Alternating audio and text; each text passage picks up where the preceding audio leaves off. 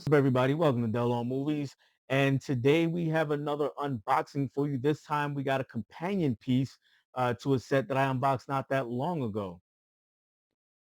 That was this guy here, the Blaxploitation Classics Volume 1. And, well, today I'm going to unbox Volume 2. So it came to me in this handy dandy box right here. So let's go ahead and get into it.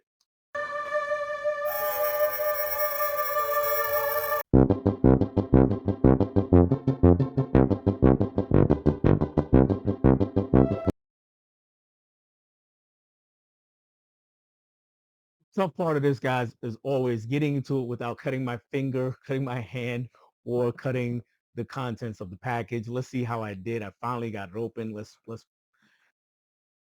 take this sucker out. And first thing, of course, is a receipt. But let's go ahead and fully unbox this guy and see what we're working with. Here it is without the box, but with the plastic still on it. Kind of matches my shirt just a little bit. And of course, Blaxploitation Classics Volume 2. And you can see the movies that are in here. Let's get away from the glare there. There you go. And let's getting the plastic over here fairly painless. They give enough space to get those sharp scissors in there and make a quick cut to just the plastic, just the wrapping plastic, not this plastic. All right, let's just take a look at the movies inside of here. We're gonna start at the top, and or let's see. Let's start from this side. Put it down right here.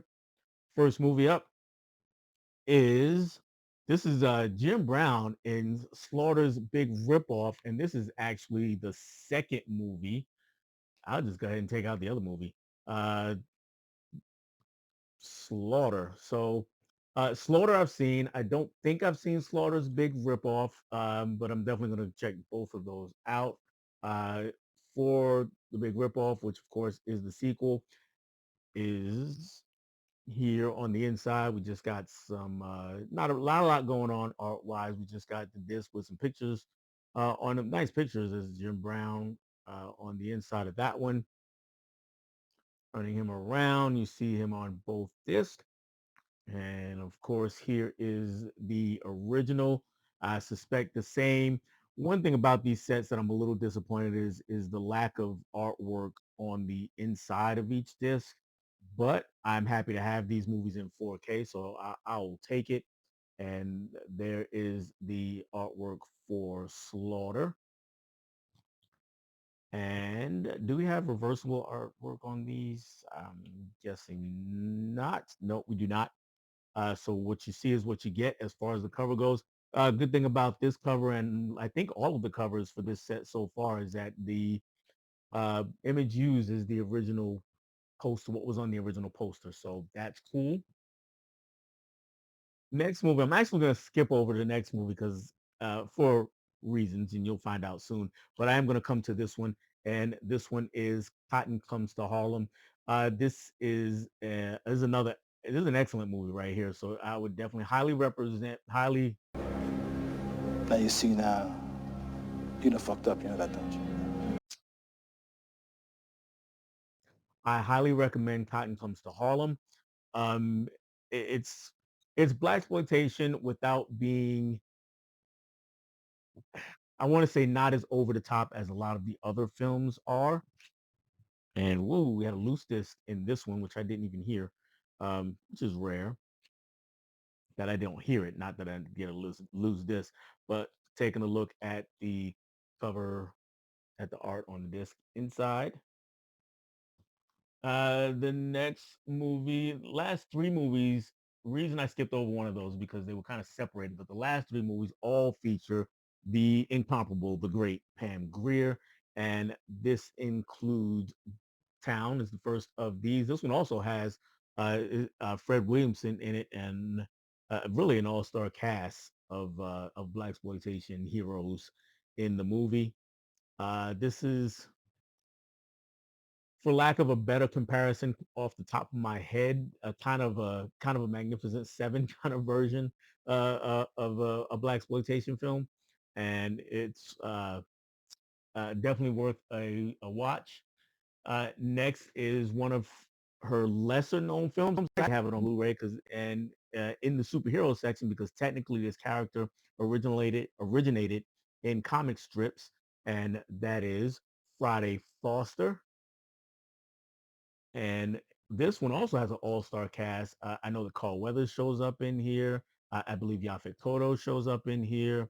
Uh, Ted Lange from The Love Boat. If you're old enough like me to have watched The Love Boat back in the day, Ted Lange is in here, and this is a fun time. It's one of those movies where the plot is to take down all the black leaders, and of course, Friday Foster as Pam Grier, who plays Friday Foster, is a reporter, but she is out to stop that plot. And here is the iconic movie, the most iconic movie in Pam Grier's uh, filmography. Maybe not the best. I would rank it second or third, probably third best movie that she did. But this is the one and only Foxy Brown. And this one gave us the name of a rapper in the 90s, so that it was heavily influential that way and all sorts of ways. This is a really really influential movie. This is the movie that actually This and Coffee are the movies that led Quentin Tarantino to write Jackie Brown. So yeah, this is a really really important, one of the more important movies in black exploitation history. Foxy Brown, fantastic watch. She is a full-on force of nature, and yeah, I'm gonna have fun revisiting all of these movies. So that makes this, along with this guy right here, that gives me 12 black exploitation films on 4K, uh, and I've watched a couple so far from this set, and really had a ball revisiting these because I had seen all of these except for one, and I haven't watched the one I haven't seen yet, which is Across 110th Street. So I got to watch that one soon. But very glad to have these. That's all for these two sets. There is one other pickup that I did make. I went into Barnes and Nobles. I was actually looking for something on the Arrow sale, the 50% off sale that they recently had. I'm not sure if that's still going on or not, but I didn't find anything there. But I did come across something that was 40% off, and I had $5 discount to go with it, so I got it pretty cheap. And that is the Street Fighter collection on Blu-ray, um, starring Sonny Chiba, of course. This is something I had on DVD, and normally I'm okay with that, but they look really bad. They don't look good on the DVDs that I have. They're very, they almost look like public domain releases. I mean, they're not quite that bad, but they're pretty rough looking, and this, if nothing else, should be cleaned up. And I'm not one of those guys who has to have a pristine image for every film. I'm okay with 70s grain, which is when these movies came out in the 1970s. And but I do want it to look its best. And this is not a case where you may have heard me say something like Texas Chainsaw Massacre has to be really gritty and grimy. That's true to an extent for the Street Fighter movies, but they're not a horror movie. I'm not looking for them to get me in that kind of mood. So again, I do want it a little bit cleaner, and this should look far better than the DVDs that I had. Here's the set. Let me go on this side because we're having some trouble on this side over here today. Here's the set, and opening it up on the inside. So we got that one. So I hope everything is okay. But let me pop them back into place. I don't know if you heard that or not. But now we got somewhere. Okay, we got a flipper tray here, and we have so it's a 3 disc set because there are 3 movies. And taking out this, you can see some artwork on the inside of the insert for all 3 films. Let me get that glare off of there. There we go. All right, Street Fighter, Return of the Street Fighter, and the Street Fighter's Last Revenge. I don't think I've seen that one. I know I've seen the first 2. I'm gonna have to check those out. But yeah, guys, that's everything that I picked up recently, the big things anyway. Blaxploitation Classics Volume 2. Let me know if you picked it up. Street Fighter Collection. Let me know if you have that or what you think of Sonny Chiba and his movies or any of the Blaxploitation classics. That's all I have for you guys. Thanks for hanging out with me. And if you've been here before, thanks for hanging out with me again.